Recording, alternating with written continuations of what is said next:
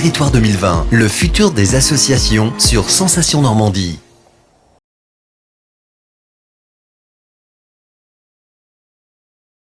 Les Nations Unies nous disent que pour pouvoir assumer cette mutation, pour pouvoir faire émerger ces nouvelles manières de vie, il va falloir s'appuyer sur les initiatives locales. Si les futurs élus municipaux et intercommunaux ne s'emparent pas de l'agenda 2030 dès 2020, en 2026, il sera trop tard. Les pays de l'Union européenne sont bien souvent bien plus en avance que la France en ce moment. On a beaucoup de retard. Pourquoi les associations? Sur les territoires, il y a 3 acteurs collectifs qui font le développement des territoires. Il y a les collectivités locales, il y a les entreprises, et le 3e acteur, ce sont les associations. Le dialogue ou le trilogue à 3, associations, collectivités, entreprises, ça n'existe pas dans notre pays.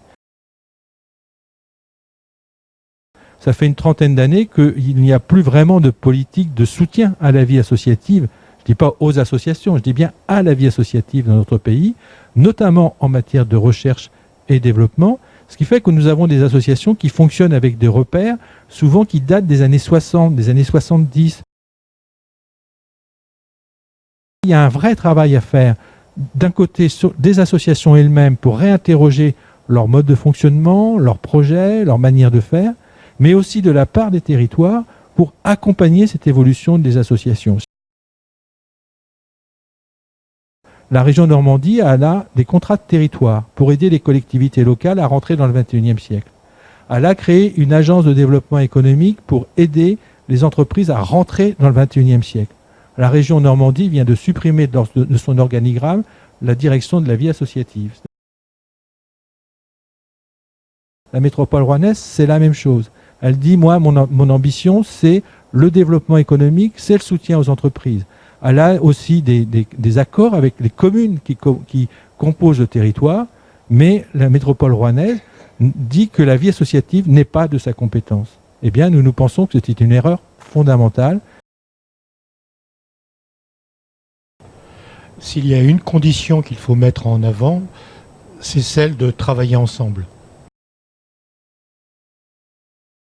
Pour être interlocuteur du politique, comme pour être interlocuteur vis-à-vis des décideurs économiques, il y a la nécessité pour les associations d'être ensemble sur un certain nombre d'objets. Il y a énormément d'associations. On peut considérer que pour une population donnée, on prend la totalité des habitants, on multiplie par 2% et on a le nombre d'associations sur un territoire.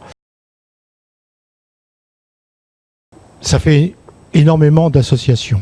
C'est peu lisible. Peu lisible non seulement pour les habitants, pour les décideurs et peut-être même pour les personnes qui seraient prêtes à donner de leur temps.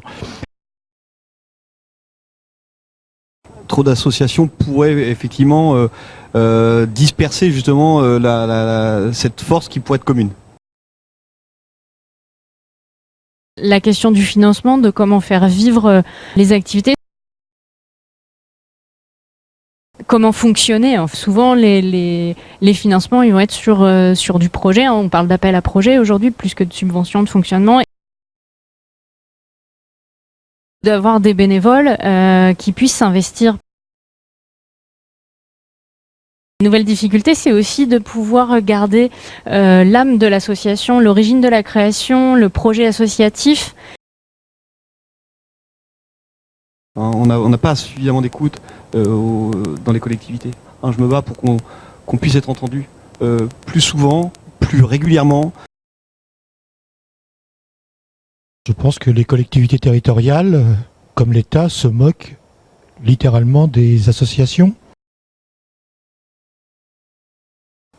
Il y a un moment symptomatique dans un conseil municipal, c'est le vote du budget et des subventions aux associations. Dans ce même conseil municipal, on va voir passer comme une lettre à la poste 1 million d'euros pour un investissement d'un bâtiment ou comme ça. Ou la rénovation d'un autre bâtiment. Voilà, et personne ne va discuter. Et pour 500 euros, à telle ou telle association, il va y avoir une demi-heure de discussion. Les tiers-lieux, faut pas s'en cacher, sont les nouveaux lieux du lien social, de l'émancipation et également des initiatives collectives. Tiers-lieu, c'est une forme de label aujourd'hui qui s'adapte à partir d'un collectif de gens qui ont envie de monter quelque chose et qui s'adapte au territoire dans lequel il peut être implanté. L'intérêt, c'est de construire des collectifs, c'est de mettre en projet, c'est de faire, quelles que soient les activités d'ailleurs qui seront faites dans ce tiers-lieu.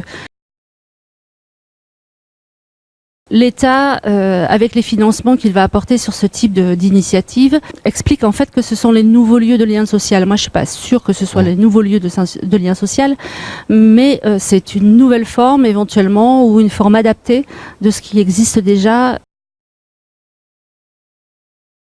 C'est plusieurs dizaines de millions par an sur 3 années qui vont être versés dans l'escarcelle tiers-lieu suite à une enquête qui a été diligentée. Alors, il y a différents types de tiers-lieux quand même. Il y a les tiers-lieux plutôt business, économique, start-up, donc espace de coworking. Et puis, il y a celui par exemple qu'on vient de voir là, qui est plutôt un tiers-lieu associatif, qui regroupe des activités comme la ressourcerie, faire ensemble, vendre des livres à pas cher, ou donner des livres, ou mettre des espaces de rencontre. Il y a beaucoup de missions qui sont aujourd'hui portées par des centres sociaux, des MJC, que l'on voit reproduits aujourd'hui dans des tiers-lieux. Il m'arrive de dire qu'il faut que les associations se rencontrent et aient des projets en commun. S'il n'y a pas d'espace qui permette ce genre de choses, ça ne se fait jamais. Les tiers-lieux, c'est avant tout un point de rencontre, un point de rassemblement. Il y a une question de proximité qui me paraît importante.